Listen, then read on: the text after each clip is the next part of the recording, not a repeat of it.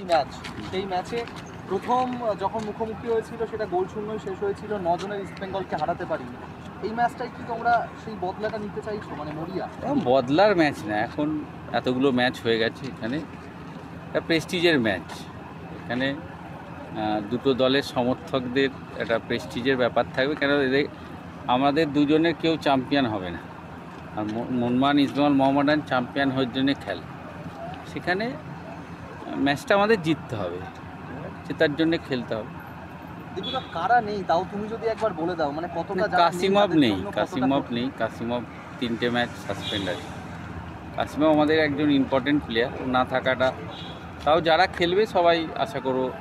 ইরশাদ আর আদিঙ্গা, হ্যাঁ ইরশাদ আডিঙ্গাও নেই, ইরশাদ আডিঙ্গা, কাসিমভ, আজি, জোসেফও নেই, না 4 জন নেই।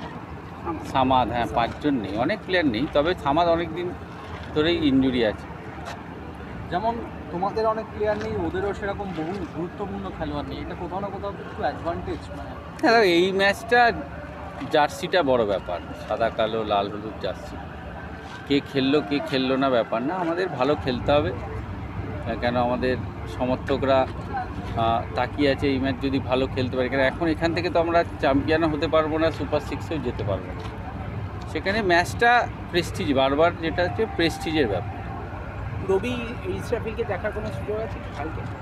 আশা করছি আছে, এখন টিম তো কোচ দেবে কালকে, আশা করছি আছে, রবিকে দেখতে পারে।